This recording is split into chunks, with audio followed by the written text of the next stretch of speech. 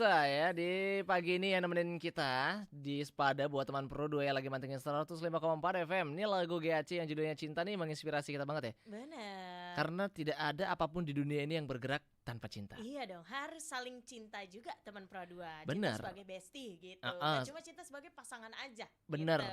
Termasuk juga tentang passion hidup, Bener. lifestyle segala Hah, macam. Kita harus mencintai apapun yang kita lakukan yang ada dalam diri kita segala macam gitu. bener banget. Kayak yang Apalagi udah ada di ujung telepon nih asik. sama kita. Bener banget. Ada co-founder Alun Jiva Indonesia, Fani Evrita. Halo Kak Fani. Halo, selamat pagi. Halo, selamat pagi. Wow, Kak Fani sekarang lagi ada di mana Kak Fani?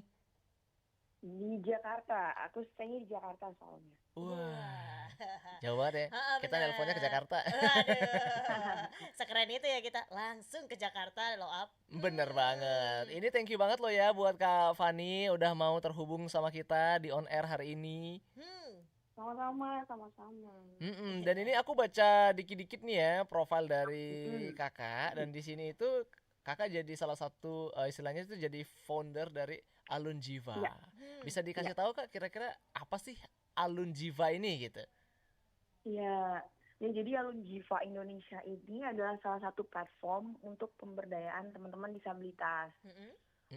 Jadi kita fokusnya adalah peningkatan kapasitas dan kapabilitas teman-teman disabilitas supaya mereka bisa berdaya untuk mengakses kesempatan kerja, bisa UMKM ataupun mereka bisa bekerja secara profesional gitu. Wah, ini awal berdirinya kapan Kak? Alun Jiva sendiri berdiri baru tahun 2022 ya. Jadi kalau dilihat mungkin baru, tapi untuk background aku sendiri untuk bekerja di bidang yang sama udah kurang lebih 8 tahun. Jadi awalnya memang aku bekerja di salah satu NGO, tapi kemudian aku bertemu dengan teman-teman yang satu visi misi, ya akhirnya kita membuat sebuah platform sendiri gitu. Supaya lebih bebas berkarya lah. Apa aja sih Kak yang diajarin sama Alun Jiva itu Kak? Ya, kalau di Alun Jiva itu kita ada 2 fase, ada profesional, ada vokasi. Kalau vokasional berarti kita melihat teman-teman disabilitas ini dari passion minat bakatnya dia gitu loh. Makanya tadi ada yang mereka mau jadi UMKM, ada yang kriya, ada yang mau jadi wirausaha entrepreneurship gitu ya. Kalau misalnya profesional berarti kita lihat dari skill set latar belakang pendidikannya dia, biasanya minimal SMA. Nah, ini bisa bekerja di perusahaan baik itu BUMN, BUMD ataupun bekerja di sektor-sektor profesional lainnya gitu. Wah, setelah 8 tahun sudah berkecimpung di bidang yang sama dan akhirnya 2 tahun lalu memutuskan untuk membuat salah satu ini ya, apa istilahnya program Alun Jiva ini gitu ya. Gitu. Ada Iya. struggle sendiri nggak Kak awal-awal Kakak untuk membangun ini gitu? Pasti ada ya, karena kan biasanya kita kan kerja sama orang ya. Kalau kerja kan biasanya kita nggak mikirin gaji ya, kayak nggak mikirin gaji gitu ya, nggak perlu mikirin sustainable dari suatu perusahaan. Karena kayak tiap bulan pasti kita di paid gitu ya. Tapi ketika kita mau mulai usaha sendiri, selain kita juga harus amanah, punya etos kerja yang baik gitu ya, tapi di sisi lain kita juga harus memikirkan jangka panjang perusahaan kita, bagaimana tim kita bisa bekerja dengan aman dan nyaman gitu ya, bagaimana mereka bisa dibayar dengan layak gitu ya, bagaimana program-program kita bisa jangka panjang ke depannya gitu ya. Jadi sebenarnya banyak hal yang membuat ragu, tapi karena kita punya tim yang menguatkan gitu ya. Jadi kita di Alun Jiva itu punya 3 founder gitu ya, cewek-cewek semua. Wow. Kebetulan dari tiga itu 2-nya disabilitas, aku sama teman aku, yang satu lagi non disabilitas. Tapi karena kita dari berbagai background gitu ya, ada dari background financing, kemudian dari background entrepreneurship gitu. Jadi kayak kalau ada yang ragu satunya, teman yang lain menguatkan gitu ya. Jadi sebenarnya balik ke support system kita sih untuk memulai bisnis. Wah.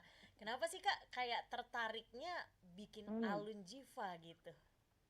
Iya. Sebenarnya tertariknya lebih ke cerita personal lah ya. Coba Mungkin kalau teman-teman lihat di Google gitu ya, kayak ceritanya aku tuh sedih banget gitu ya. Sedih banget gitu ya. Jadi kayak karena kita punya cerita sendiri, sebenarnya setiap orang ketika memulai sebuah gerakan pasti ada cerita backgroundnya masing-masing. Nah kebetulan kalau aku karena aku merasakan sebagai disabilitas dari daerah itu susah mendapatkan akses pekerjaan, kesempatan mengikuti pelatihan-pelatihan itu sangat sulit. Jadi akhirnya kayak dari aku sendiri memang dari awal aku masuk ke dunia NGO pun dari awal memang mimpinya aku mau punya sebuah gerakan yang aku inisiasi personal gitu. Yang dimana memang Alun Jiva sendiri kalau dilihat kegiatan kita awalnya memang demografinya mulai di Pulau Jawa karena kita paham isu disabilitas itu sangat berkembang di daerah Pulau Jawa gitu ya. Tetapi saat ini kita udah mulai masuk ke Indonesia Timur. Kayak misalnya bulan September kita mulai ke Labuan Bajo, kemudian kita mau ke Balikpapan. Jadi kita mau memberikan kesempatan teman-teman di daerah itu untuk mulai mengikuti pelatihan-pelatihan yang ada gitu. Wah, keren banget, mulai se-Indonesia loh, Ap. Ini kan kalau dari Kak Fani sendiri kan asalnya dari Pontianak ya Kak ya? Benar. Dari Pontianak ke Kalimantan Barat dan sedangkan berdomisili di Jakarta. Jakarta sekarang. Kalau dari daerah asal sendiri gimana Kak? Banyak nggak yang ikut program Alun Jivanya dari Kakak? Banyak. Jadi terakhir aku itu program juga kemarin kita program dan sekarang juga masih ongoing ya program sama British Embassy Jakarta yang dimana kita mau meningkatkan literasi digital teman-teman di pelosok daerah gitu ya. Jadi itu banyak juga teman-teman dari Pontianak. Tapi kita sadar memang kebutuhan untuk literasi ini berjalan linear dengan adanya kampus-kampus yang aksesibel gitu ya, kampus-kampus yang terbuka buat teman-teman disabilitas. Nah itu kan berarti pertumbuhan pendidikan teman-teman juga berjalan linear gitu ya. Tapi kalau di Pontianak kita paham kampus tuh masih belum banyak gitu ya. Kampus inklusi itu belum banyak. Jadi pada saat aku pun melakukan audiensi ke daerah-daerah, kadang kata inklusif tuh masih sangat tabu dan masih sangat jarang orang ngerti gitu.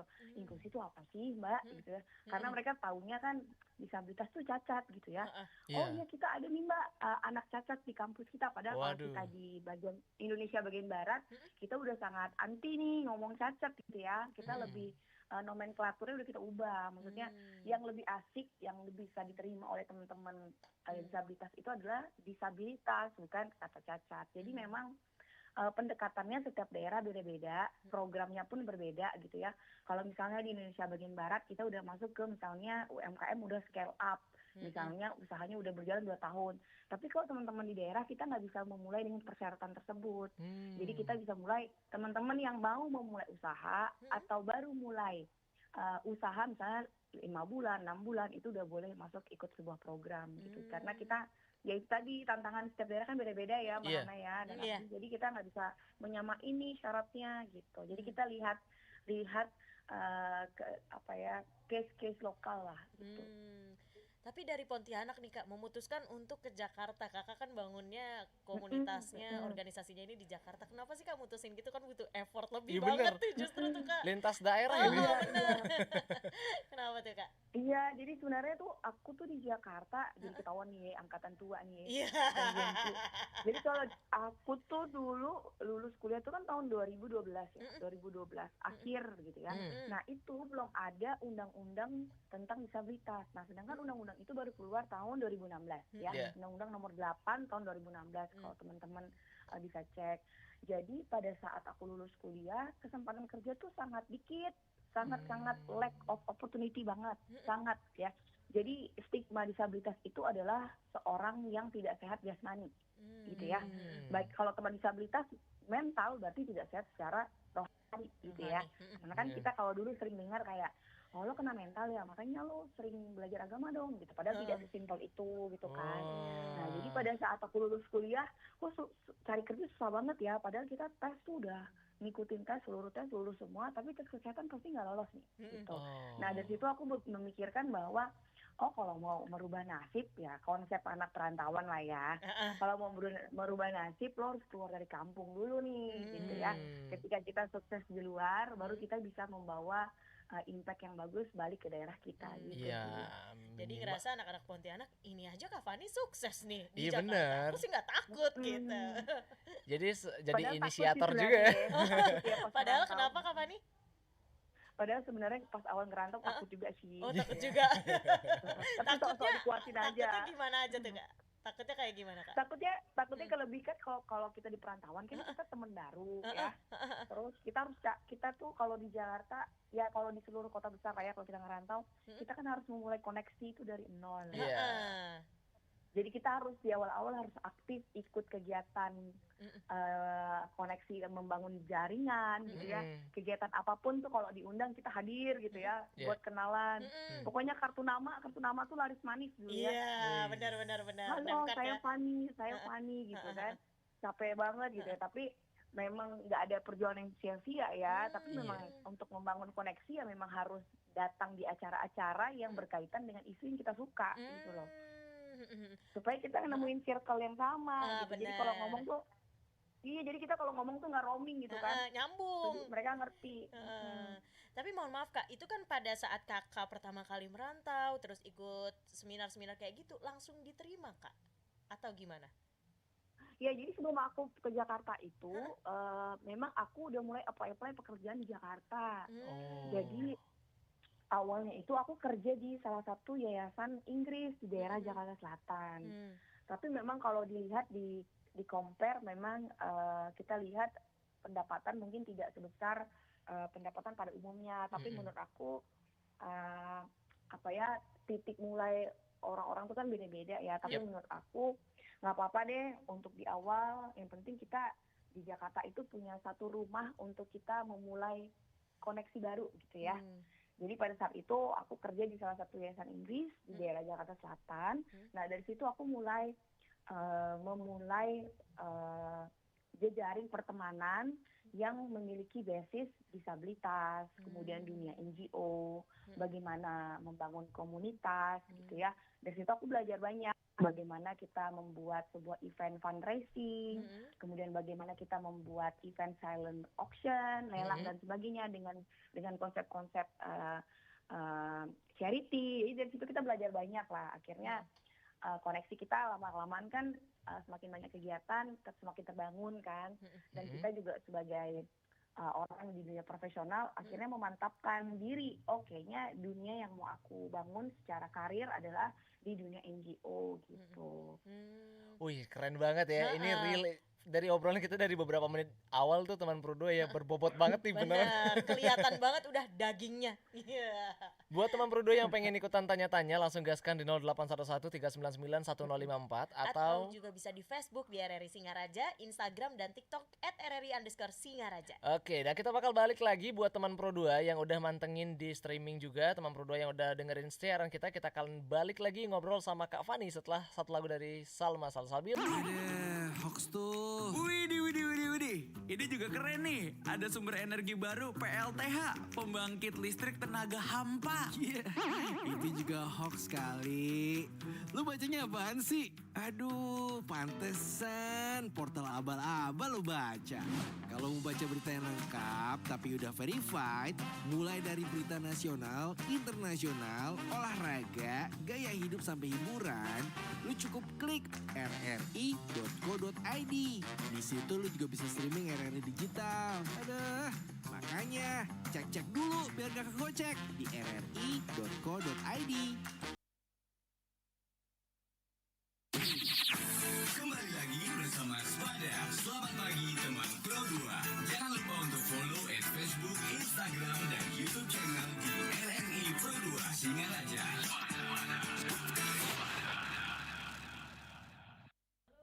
Pro 2 FM teman terbaik kamu karena kita Indonesia. Yo, buat teman Pro 2 ya, kalau kita ngomongin soal perjuangan, kita ngomong soal yang namanya hidup itu ada aja kejutannya. Nggak tahu kenapa, setiap hari pasti ada aja yang harus kita lakuin untuk meningkatkan value kita, meningkatkan apapun yang ada. Karena kalau stuck di zona nyaman aja, ya udah nyamannya nge-stuck di sana juga. Benar, kayak Kak Fani tadi ya, seberani itu loh merantau sendirian gitu kan. Tadi soalnya kalau penolakan sih nggak ada gitu kan. Nggak tahu nih kita ada apa enggak. Sebenarnya ada penolakan nggak sih Kak waktu pada saat itu? Sebenarnya ada ya pasti. Kalau penolakan, sebenarnya kalau aku sendiri penolakan tuh mungkin aku udah udah katam ya, maksudnya udah kenyang lah ya sama penolakan. Kayak sebagai disabilitas dari misalnya kita dari pendidikan aja deh, misalnya kalau dari pendidikan SD pernah dibully, SMP pernah dibully, SMA pernah dibully, apalagi kuliah pernah dibully. Jadi sebenarnya kalau penolakan sebenarnya aku udah sering banget terpapar dengan dengan isu-isu bulian gitu ya. Makanya kalau ketemu sama teman-teman disabilitas sebenarnya kita banyak belajar lebih ke bagaimana dari kita dulu punya resiliensi diri dulu gitu ya. Karena kalau sebelum kita bisa memberdayakan orang, kita kan harus bisa memberdayakan diri kita sendiri nih dulu. Gimana kita bisa survive, bisa bertahan. Gimana kita bisa merespon kalau misalnya kita mendapatkan reaksi negatif dari orang gitu ya. Nah itu sebenarnya yang menjadi bekal aku ketika kita mau memutuskan sebuah keputusan besar waktu itu mau merantau. Waktu mau merantau pun sebenarnya ketika kita ngelamar pekerjaan juga banyak banget penolakan pada saat itu ya, karena kita lulusan daerah gitu ya, pengalaman kerja juga waktu itu di daerah, tetapi tiba-tiba ngelamar buat di Jakarta. Sebenarnya di Jakarta tuh pengangguran juga banyak ya rupanya gitu. Kita baru tahu nih anak perantauan gitu ya. Rupanya di Jakarta tuh juga banyak perantauan dan orang yang mau cari kerja dengan background university yang menurut aku lebih terkenal saat itu juga banyak gitu ya. Tapi menurut aku kita nggak boleh langsung kecil hati gitu ya, langsung rendah diri, oh karena aku lulusan dari daerah, aku nggak bisa bersaing nih di kota besar. Jadi menurut aku pemikiran itu harus dibuang jauh dulu. Yang penting kita harus mencoba dulu. Kita harus mencoba mengasah. Sebenarnya pada saat kita mengikuti proses-proses tersebut, pada saat ditolak, kita harus banyak belajar dulu gitu ya. Kenapa kita bisa salah? Kita lebih berkontemplasi kayak apa yang kurang di diri aku, apa yang aku harus tingkatkan gitu ya supaya kita bisa bersaing, apa yang membuat aku berbeda gitu. Kalau kita anak zaman sekarang bilangnya kan unique selling point, apa yang membuat gue tuh berbeda gitu ya. Yang membuat aku ketika orang interview, orang pasti nyadar kayak, oh kayaknya nih anak nih yang gue cari gitu ya. Karena hal itu nggak bisa kita dapat dari teori ya sebenarnya Hana, Abdi. Itu memang harus sering-sering interview, harus sering-sering gagal supaya kita tahu oh kayaknya salah aku di sini deh gitu ya. Atau latihan sama teman, menurut lo gue kurangnya di mana gitu ya. Karena kalau kita cuma di dalam diri kita kayaknya gue nggak bisa nih, nggak jalan-jalan ya di situ doang gitu ya. Kita nggak bisa keluar dari itu tadi comfort zone-nya kita gitu. Wow, keren banget ya teman Pro 2. Dan Kak Fani dia juga sukses jadi seorang pengusaha perawat kecantikan ya. Yang ini namanya nih bikin aku speechless loh beneran. Dia itu labelnya adalah Disable Beauty Care. Iya benar. Keren banget. Kak inspirasinya dari mana sih Kak? Bikin jadi nama sebenarnya itu. tuh Disable Beauty Care itu sebenarnya hadir karena keterdesakan dan the power of kepepet sebenarnya gitu. Wow. Waduh, kepepetnya Jadi kayak gitu ya. konsep kita kan kalau misalnya nggak bisa kerja profesional, pilihan kita kan cuma satu lagi ya, yaitu menjadi pengusaha. Kan kedua hal itu selalu berkaitan lah. Jadi kita waktu itu pada saat aku sebagai disabilitas, oh kalau misalnya nggak bisa kerja nih, maksudnya kita kan butuh penghasilan gitu ya. Kita butuh sesuatu hal yang gue pengen kerjain, tapi ini passionnya gue gitu. Dari situ kayak mikir, ikut-ikut pelatihan. Akhirnya aku pada saat di Jakarta, selain aku bekerja, aku tuh juga ikut pelatihan. Waktu itu aku ngekos daerah Jakarta Barat, Grogol, tapi aku pelatihan beauty care ini di Depok. Waduh. Jadi kayak mungkin Hana kebayang ya, kita tuh harus belajar pakai kereta ataupun pakai busway. Jalurnya tuh kayaknya buat anak perantauan tuh ruwet banget gitu ya. Benar. Kayak aduh nih belok sini, transit sini, kayaknya aduh rempong gitu ya. Tapi kayaknya pernah nyasar juga, terus kayak karena aku disabilitas kaki, pernah jatuh juga. Dari situ aku belajar kayaknya aku tidak akan pernah masuk gerbong perempuan lagi karena segerasak-gerusuk itu, misalnya gitu ya. Itu pengalaman hidup tuh. Karena kita pikir gerbong perempuan lebih toleransi, rupanya enggak juga gitu ya, lebih geragas gitu. Dari situ kan kayak kita belajar, jadi dari Grogol ke Depok setiap weekend itu melelahkan banget, tapi lelahnya tuh nggak yang lelah ngegerutu, lelah happy, karena kita suka mengulik sesuatu gitu yang kita senangi. Karena aku suka produk kecantikan, karena kan perempuan suka make up kemudian suka merawat diri itu seperti apa sih. Tapi filosofi yang aku mau ambil pada saat aku bikin produk kecantikan, selain aku mau punya penghasilan sendiri gitu ya, adalah aku pengen menginfokan gitu ya ke teman-teman disabilitas, walaupun kita disabilitas, kita tuh juga harus merawat diri kita gitu ya.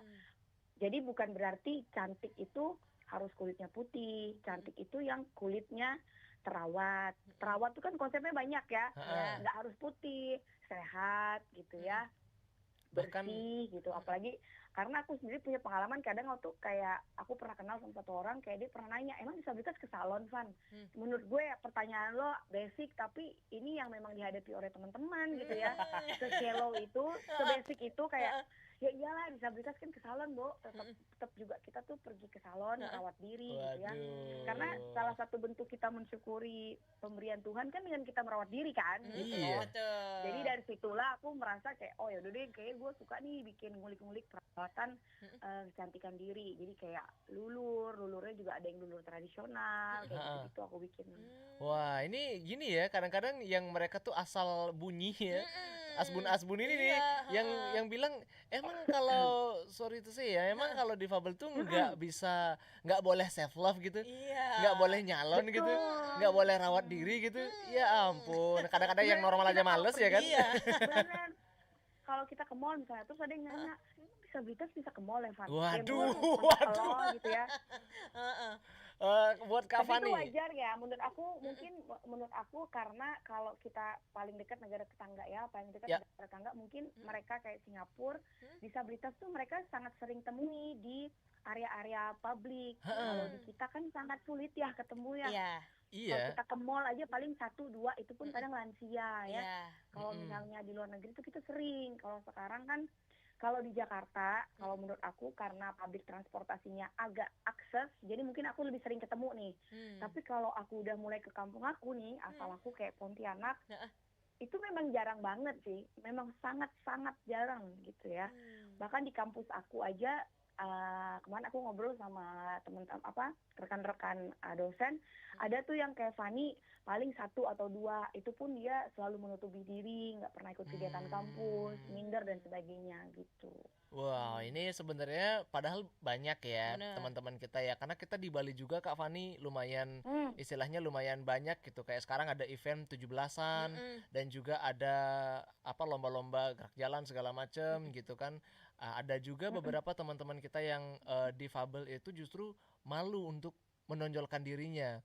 Karena itu mereka kadang dapat serangan intimidasi, dapat serangan bully yang ceplas-ceplos gitu loh Kak. Kayak misalnya dia tuh lagi naik motor nih, kan otomatis yang ndak bisa bawa motor normal kan dia harus pakai roda bantuan gitu kan. Jadi yang komen itu tuh langsung nyeplos depan matanya dia kayak bilang, ih bawa motornya gitu banget nggak bisa bawa motor normal ya gitu.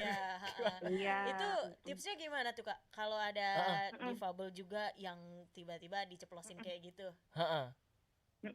Kalau buat teman disabilitasnya, kalau dari personal aku, kita ini harus berdamai dulu dengan diri kita sendiri ya.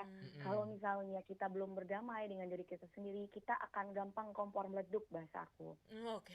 Jadi kita jatuhnya jadi sensi. Jadi ketika orang mau tanya, bisa jadi orang yang nyeplos itu secara tidak sadar ngomongnya. Karena ini hal dunia yang baru ya buat dia, melihat orang disabilitas tiba-tiba ada di depan mata dia gitu ya. Aku dulu tuh sensian, jadi kalau orang nanya, kaki lo kenapa lebih besar, Van, sebelah, kayak apaan sih lo nanya kayak gitu ya, sewot langsung gitu ya. Tapi pada saat sekarang kayak ya orang gimana mau tahu dan memahami kondisi lo kalau lo nggak cerita gitu loh. Jadi dari sisi kita sebagai disabilitasnya, kalau kita udah mulai menerima diri kita sendiri, mencintai diri kita sendiri, kita udah bisa menjelaskan dengan keadaan yang tenang. Gini loh, kaki aku tuh karena ini. Kayak tadi misalnya, lo kok pakai motornya kok motor modifikasi sih yang rodanya 3. Ya, nah, teman-teman juga disabilitas yang dengar pada pagi hari, teman-teman tuh harus jelasinnya dengan tenang dan fun gitu ya. Jadi disabilitas itu tidak tergambarkan oleh seseorang yang galak gitu ya. Jadi teman-teman juga harus jelasin, oh iya karena aku misalnya polio misalnya ya, aku harus butuh bantuan motor yang modifikasi. Jangan salah, motor yang modifikasi itu mahal. Udah beli motor 12 juta, modifikasi lagi 6 juta. Iya benar. 5 juta. Mahal ya modifikasinya. Jadi kayak teman-teman jangan minder, malah bangga karena motor lo mahal gitu ya. Suka banget nih. Iya kan? Udah gitu parkirnya parkir mobil lagi. Kita nggak bisa Iya. parkir umum kalau yang Heeh. udah 3. Mereka harus ngambil parkir mobil. Nah, kalau misalnya ada yang nanya, ya kita harus jelasin karena kondisi saya harus modifikasi lagi bang motornya, mas motornya. Dan modifikasi ini mahal loh mas. Gitu. Siapa tahu pas ketemu ada yang mau donasi kan, lumayan gitu Iya ya. benar. Dan dari sana Iya, pun begitu juga heeh. teman-teman yang non disabilitas misalnya. Iya. Teman-teman non disabilitas kayak Abdi, Hana yang udah tahu isu disabilitas, sering terpapar isu-isu inklusivitas. Kalau ketemu teman-teman yang kadang nyablak gitu ya, lo jangan main HP dong, autis mulu, autis lo nih gitu. Nah itu kan sebenarnya kita nggak boleh ya. Nah kita yang paham, kita yang negur dengan baik. Kita baiknya menghindari nih kata-kata autis karena kan bisa menyinggung orang tua yang memiliki anak autis gitu ya. Jadi kita yang sudah lebih awam gitu ya mendengar isu-isu ini, kita yang bisa menjelaskan dengan bahasanya kita gitu. Karena aku juga selalu ngomong nih ke teman-teman komunitas yang Gen Z gitu ya. Kita di era digitalisasi ini harus memberikan edukasi tentang disabilitas itu sesuatu yang dibawa dengan konten-konten yang asik, yang gampang diterima, supaya orang-orang juga gampang memahami gitu loh. Kayak disabilitas itu apa, kenapa nggak boleh dibilang cacat gitu, kenapa kita harus memberikan akses gitu. Karena kalau dengan bahasa-bahasa yang berat, orang tuh udah males gitu ya. Kalau sekarang kan, kalau kita lihat di TikTok, ketik aja disabilitas. Kayaknya sekarang semua orang bikin konten disabilitas, yang disabilitasnya sendiri sebagai konten creator tuh udah banyak. Dan dari situ kan kita udah lihat, udah mulai ada perubahan yang ke arah yang lebih baik gitu. Iya. Dan aku sempat dengar juga ada satu ungkapan menarik banget ya, entah itu lewat DVP mana gitu aku lupa. Tapi yang jelas dia bilangnya kalau itu justru bukan menjadi kekurangan, malah itu jadi unik. Karena orang normal nggak bisa. Iya, beda sendiri lah ya. Beda sendiri gitu. Dan ada banyak istilahnya tuh kayak atlet yang udah berhasil bawa nama Indonesia mendunia gitu kan. Dan di sini pun kita di Bali baru-baru ini Kak Fani ada juga yang dia itu jadi salah satu inisiator gitu, yang dia adalah atlet renang.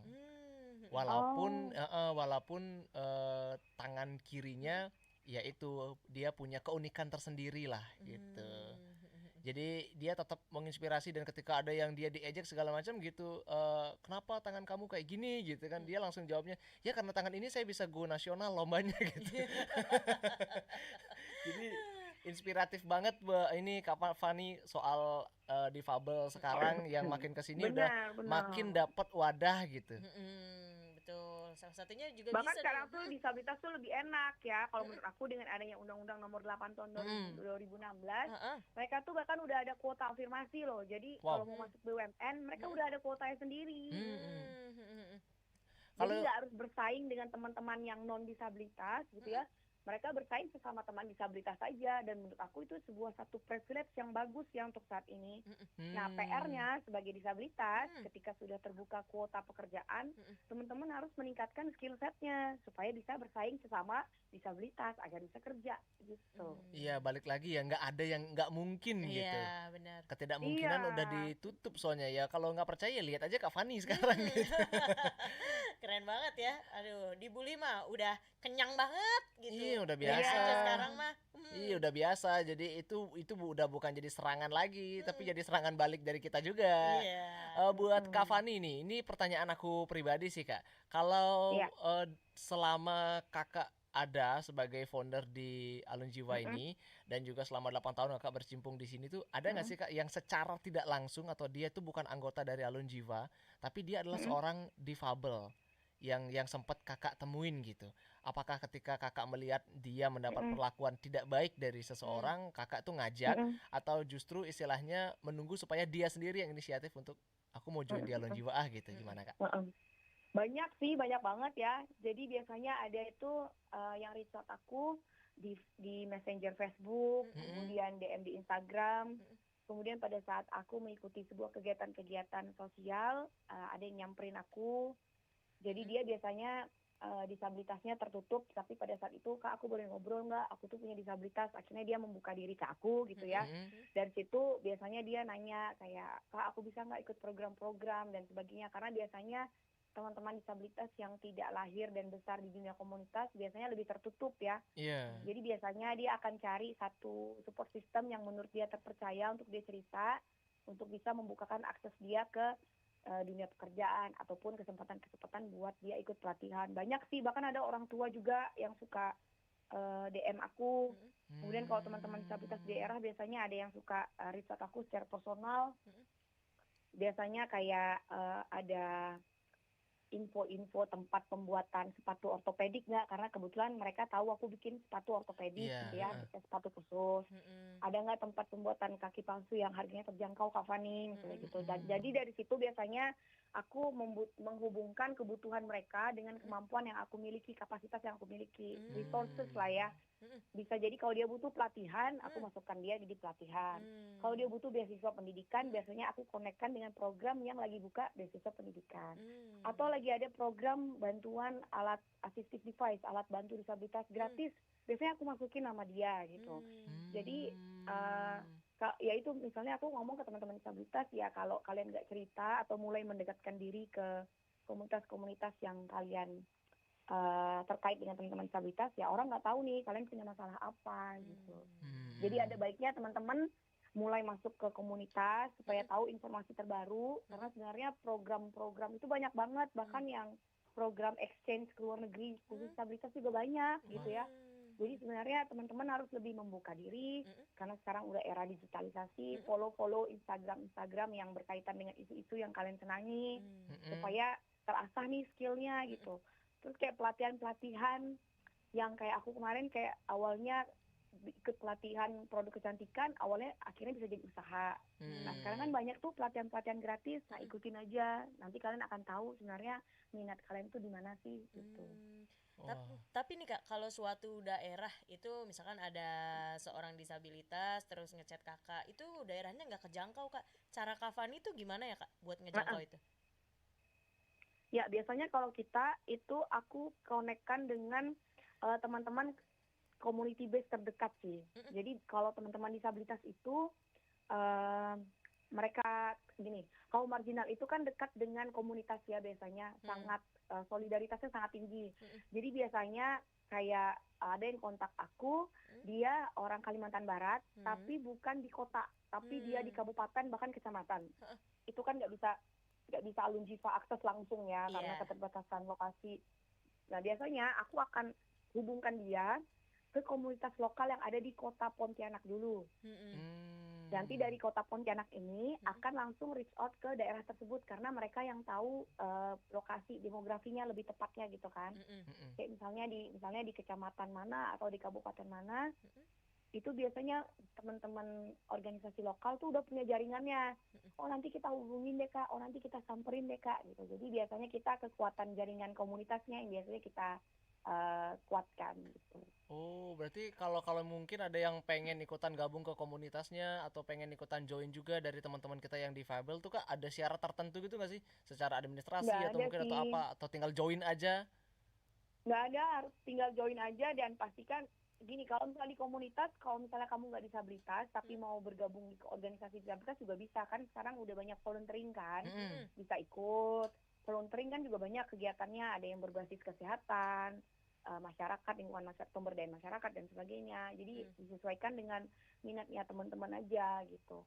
Karena kalau aku di Pontianak, ini mungkin karena aku konteksnya karena aku anak Pontianak, jadi banyak bahas Pontianak ya. Jadi kalau dulu itu nggak ada pelatihan bahasa isyarat di Pontianak pada saat aku dulu. Sekarang tuh udah ada teman-teman non disabilitas gitu ya, yang sekarang udah bantuin teman-teman disabilitas dengan menjadi juru bahasa isyarat. Jadi dia ngambil kelas, terus dia sama teman disabilitas, teman tulinya buka kelas umum supaya banyak orang belajar bahasa isyarat, dan itu inisiatornya juga teman-teman yang non disabilitas gitu loh. Berarti jadi itu sebuah inisiatif yang bagus kan, yang tidak harus dari teman disabilitas itu sendiri, tapi dia terinspirasi dari teman disabilitasnya. Karena kadang walaupun kita lihat dari teman-teman kita yang difabel ya, kan tidak menutup kemungkinan juga dari mereka tuh ada yang punya karakternya ekstrovert banget, ada yang dia introvert banget. Nah, yang takutnya kan dia yang udah susah cerita, terus juga dia mendapat gempuran-gempuran yang kurang baik dari sosialnya dia gitu, akhirnya dia memutuskan untuk menyerah dan putus asa segala macam. Ada nggak sih Kak yang pengen Kakak sampaikan buat teman-teman kita yang ada dalam kondisi seperti itu gitu Kak? Halo Kak Fani. Halo, apakah kita terputus ya? Kayaknya iya deh. Ya. So, jadi buat teman Pro 2 sambil kita nunggu kita bakal terhubung lagi sama Kak Fani. Jadi aku bakal kasih jeda dulu teman Pro 2 ada Crash Adam ya. Kita bakal balik lagi ngobrol sama Kak Fani karena ini menarik banget, banyak teman-teman kita di luar sana yang difabel tapi ya nggak menutup kemungkinan punya karakter yang introvert dan juga ekstrovert. Benar Spesialnya buat yang banget. introvert dan dia sedang terkena gempuran-gempuran nebuli, intimidasi segala macam gitu. Kita dengar apa pendapat dan apa yang pengen disampaikan sama Kak Fani. Halo Kak Fani. Halo, halo. Asik, yeay kita terhubung lagi. Suaranya nyambung lagi ya. Kak. Gimana Kak Fani? Jadi pertanyaannya gimana? Oh, Gimana? pesen-pesen Kak Fani Ha. buat disabilitas, Oh. teman-teman disabilitas. Oke, pesan-pesan aku sebenarnya kalau untuk teman-teman disabilitas, terus percaya kalau misalnya kesempatan itu ada ya. Jadi teman-teman harus mencari support system yang baik. Support systemnya itu macam-macam. Kalau misalnya support system dari inner circle terdekat ada keluarga, teman, dan pastikan teman-teman itu jangan mementingkan teman yang banyak, tapi quality over quantity gitu ya. Jadi teman dikit nggak apa-apa, yang penting berkualitas. Iya. Kemudian cari komunitas-komunitas yang menurut teman-teman relevan dengan hal-hal yang teman senangi. Jadi misalnya nggak harus komunitas yang harus khusus disabilitas gitu ya, tetapi carilah komunitas-komunitas yang suportif yang sekiranya akan mendukung self developmentnya teman-teman gitu sih. Wah, keren banget. Satu lagi Kak, apa moto hidup Kakak yang Kakak pegang dari dulu banget sampai bisa sesukses ini sekarang? Siapa tahu bisa menginspirasi kita semua.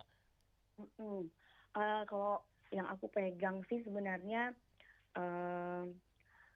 pintar aja tuh nggak cukup, tapi kita tuh harus gigih.